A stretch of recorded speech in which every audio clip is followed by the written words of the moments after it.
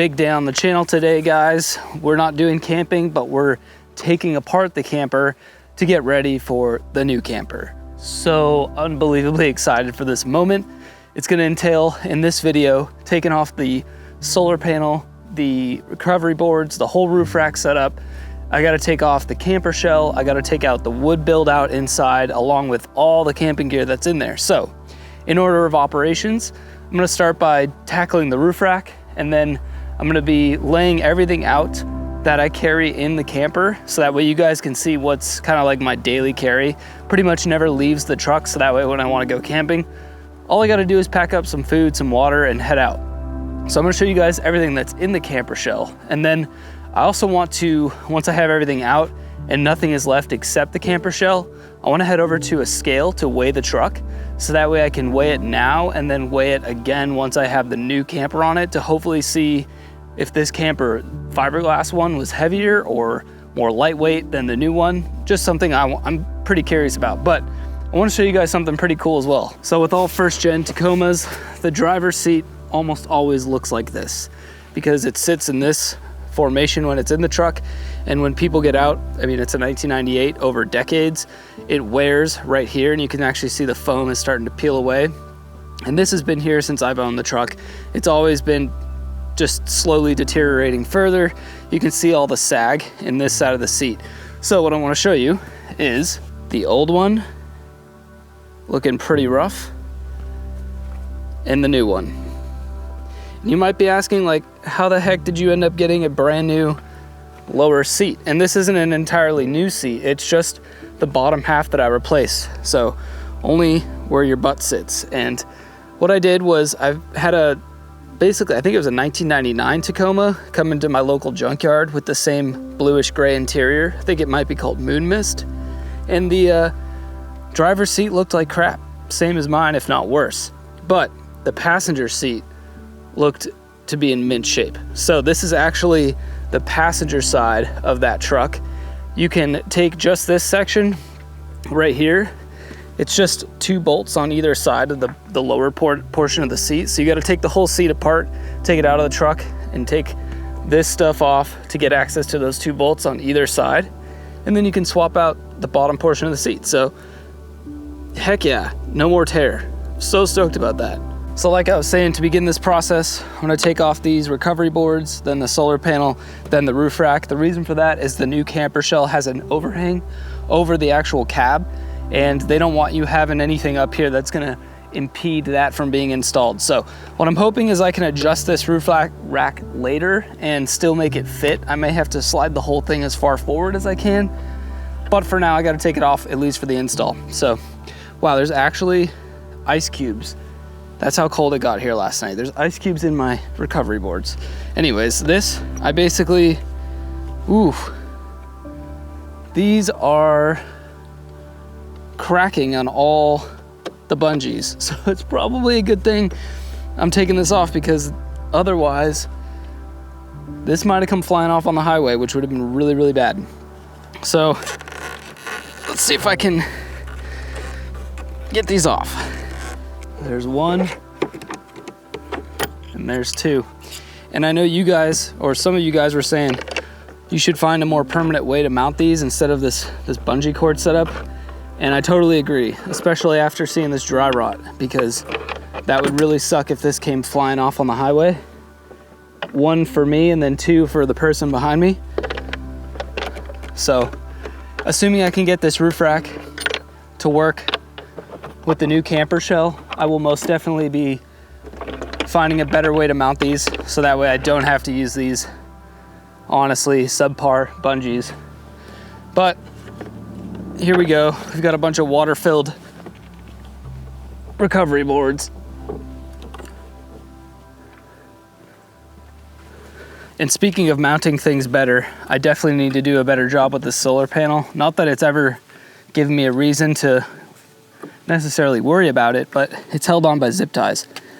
So there's a lot of room for improvement on how I go about mounting things to this roof rack, but needless to say, it's a good time to take this off. And this is a 100 watt panel from Harbor Freight. Didn't cost a lot, It's pretty efficient. I've actually seen it pull upwards to 110, 112 watts of solar. So not sure how that worked out, but not sad about it either. And then for anyone that's new here, my cable for the solar panel just runs in between the cab and the shell, and then goes into the window, the slider window on the camper shell, to give power to my power stations. It's not a great way to do it. It's not perfectly weather sealed, but it's always done the trick.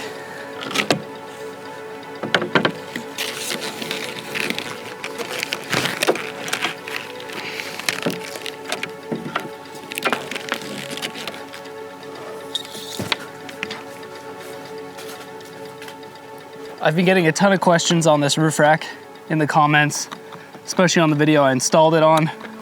And people are asking me to put a link in the description for this thing, and I did at one time, but the company that I bought it from, eTrailer.com, they either sold out of them or they just don't offer it anymore. And you would, I think, still be able to put this together with like the individual parts, so like the crossbars, the mounts, the special mount. It's a whole thing, because it's kind of a unique roof rack, because it's for a first gen Tacoma with an extended cab, so it doesn't have that rear door to latch onto like this front two sections do. So it uses the two front sections and then uses this cross member here, and this just sits on top but is held down by this cross member. So it actually puts the rear cross bar further back, so it actually utilizes the whole roof. Now with the new camper shell, this is all gonna have to get moved forward, because the new camper shell is gonna come to about here, I believe, and I don't think it's gonna clear over this. So that's the reason I'm taking it off.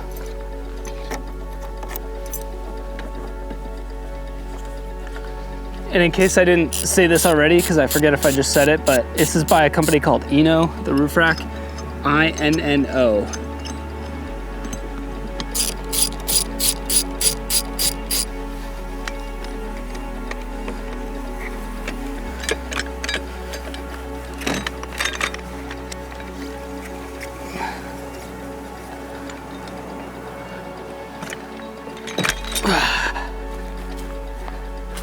Phase 1 of teardown is complete.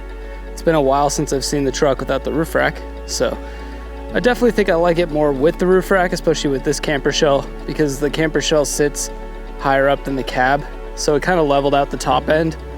But nonetheless, making progress.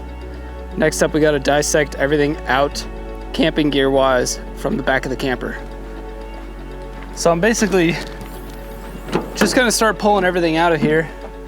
We can start with this Harbor Freight. Again, just some foam floor panels that kind of puzzle piece together, and I just use those to kind of make sitting on this wood a little bit more comfortable. But we can set those aside. This fridge can come out. Actually, this is a nice new addition, a little stool, folding stool, so that way I can get in and out of the truck a little bit easier. So we'll take that out and actually leave it set up there. The Bouge RV fridge is kind of a behemoth, but it's a really pretty looking behemoth. We can pull out my little carpet, just a cheap little carpet I found. Makes putting your feet down on the wood a little less chilly, especially in the winter months. We've got the smaller of the two power banks, the bigger of the two power banks.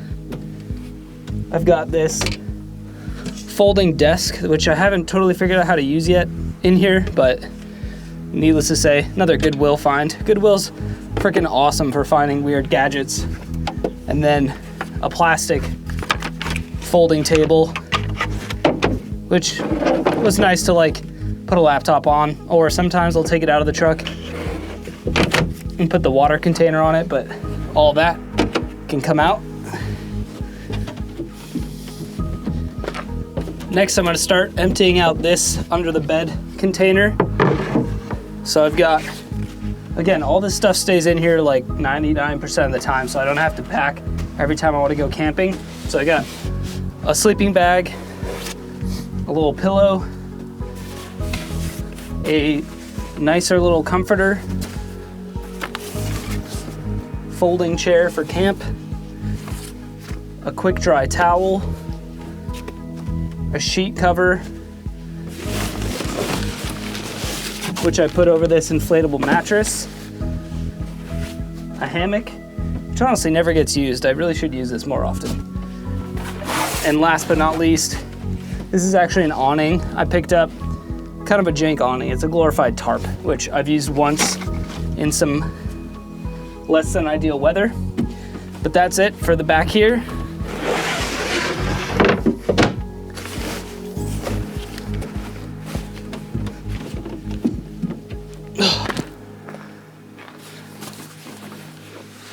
Next, I'll start offloading everything that's in this cubby, and then we'll move on to the kitchen drawer, and then we can start taking out all the wood. But this is also a little clamp I use to basically lock myself in when I'm sleeping in the camper at night, especially in a sketchier area. I'll use that to hold up against here, so that way someone on the outside would not be able to open it like so. So just a little easy way to lock yourself in. In this cubby, we've got a clip-on fan, fire extinguisher, hatchet, bigger axe for splitting. Fun fact, this was an old vintage axe head that I reshaped the bit on, cleaned it up, and then rehung it on this handle. And then same deal with this little hatchet. It was actually a half hatchet, like a roofing hatchet. So I reshaped the bit, cut the hammer back a bit, and then rehung it on this little handle, made a little carrier lanyard for it, and then also made this leather sheath for it. And that thing has been awesome. I need to make a similar leather sheath to protect this guy. Just haven't gotten around to it yet. Bungee, first aid kit, something that never gets used, machete. Yeah, still never had a reason to use that. I've got a cable which actually charges one of my power banks. I can charge it through my car cigarette port. A little broom for tidying up the back of the camper. And I think that's gonna be about it. 3 wood blocks to basically put underneath my tires if I get to camp and the site's not totally level. I can use these to basically level out the truck a bit and make sleeping a little more level, a little more flat, without saying level too many times. Next, we've got the kitchen drawer, chock full of stuff. So in here, I have a bunch of cutlery, knives, spatula, ladle, all that stuff. We've got the Stoke Voltaics camp stove. We've got the Stoke kind of, I wouldn't call this a mug per se, but it's like a smaller stove that you can heat up water, cook food, pop popcorn in it. We've got the cables for both of those, camping mug, the grab handle for the stove.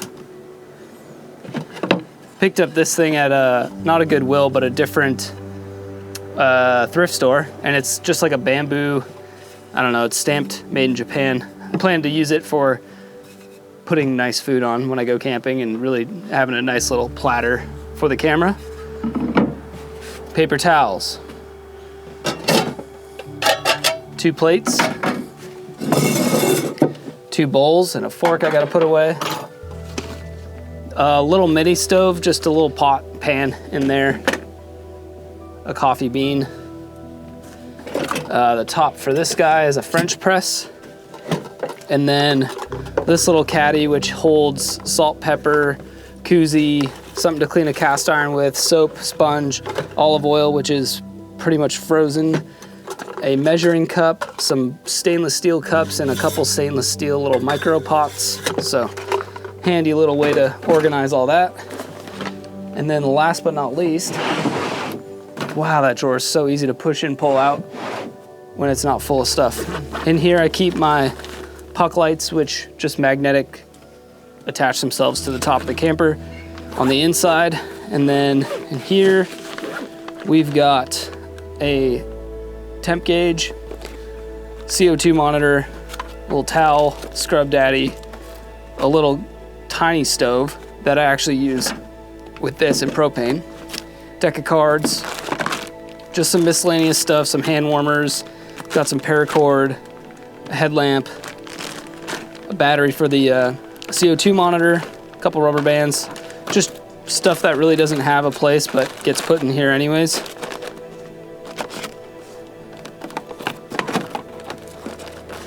And that all just lives in this lunchbox, which once again, Goodwill, super handy. So that's the kitchen drawer.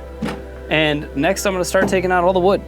And to do that, I'm gonna have to unclamp the camper shell so that way I can slide out some of these pieces because they won't fit through this opening.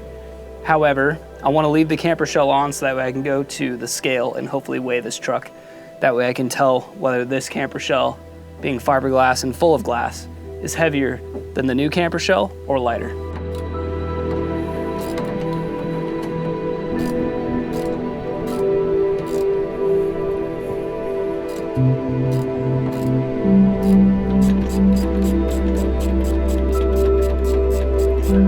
Now comes the fun part of unscrewing all this and taking everything out, and I'm gonna weigh it on a scale, each piece, add it all up to see how much it weighs as far as the wood build out goes. So that way in the future, if I build out a new, probably not wood, but something like extruded aluminum that's more lightweight, I wanna be able to see the difference and see if it was really worth it.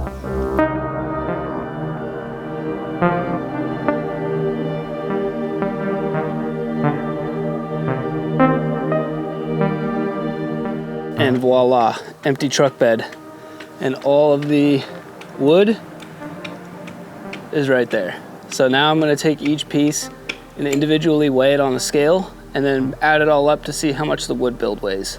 So I'll just get a little notes tab here going so I can keep track of this. So first we'll do big floor piece, 29.2. The headboard, 11.4. The smaller floor piece, 21.2. The bed top, 26. The bed rails, 17.2. These two little miscellaneous pieces, I don't even know if it'll register, but let's see. Okay, that one won't register, it's too light, so we'll come back to those. The kitchen drawer, 21.6. So to measure these, I'll just get my weight, and then I'll weigh myself with these. 6.4 pounds for these two. And that brings us to a grand total of 133 pounds for the wood build out. All right, folks, the weigh-in on the camper shell, I was actually able to manage without taking it over to like an actual truck scale. So let's see, the weight of the camper and me minus my weight.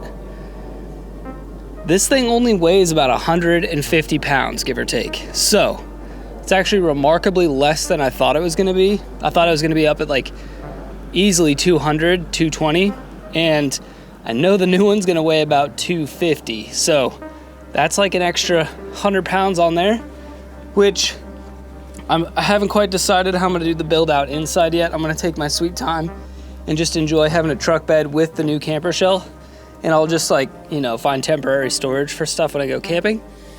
Because it's a wedge topper, the new one, I'm not gonna have to sleep down here that often. I'll be sleeping up in the tent, which has a full bed. So I won't really need a whole build out right off the bat.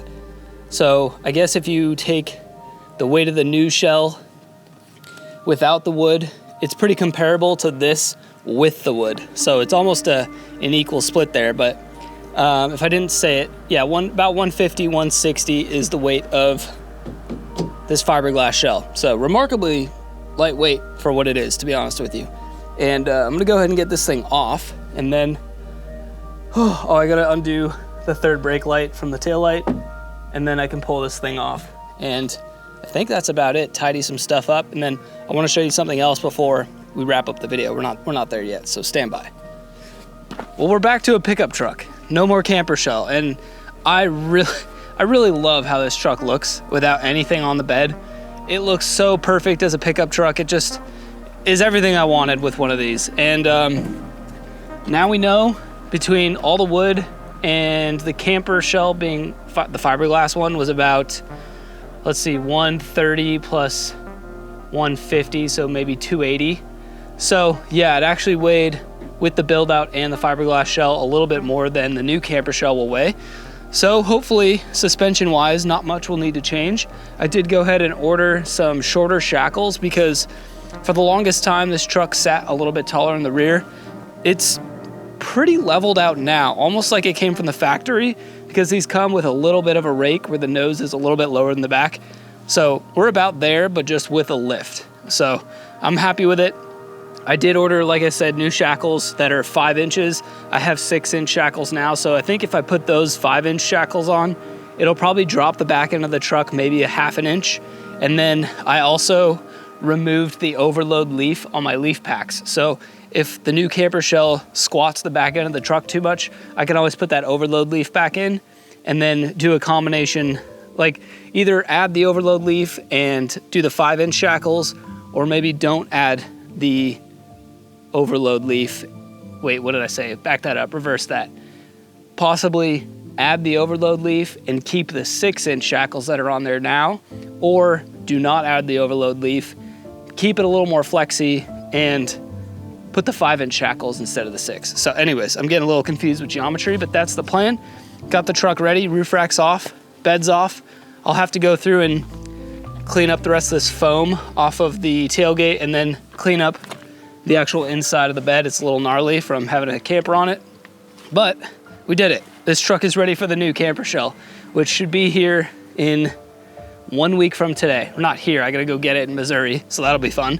But I wanted to show you one other thing before I actually wrap up this video. And I guess I can't totally show it to you, but basically, yeah, I can't show it to you. It's basically my seatbelt on the driver's side here is so frayed that it won't spool back out, and I can't use a seatbelt currently. If you guys watched the last video, I told you about how I was hunting all over this country for a new OEM seatbelt that matches that bluish gray interior that I have. I found 3 in the entire country, and it's looking like they're able to ship it to me from Arizona. I was initially gonna drive all the way out to Arizona for a seatbelt, but it seems like they may be able to pull off shipping it with it being hazmat because it's a seatbelt. Safety apparently has like some sort of gas, CO2 or something.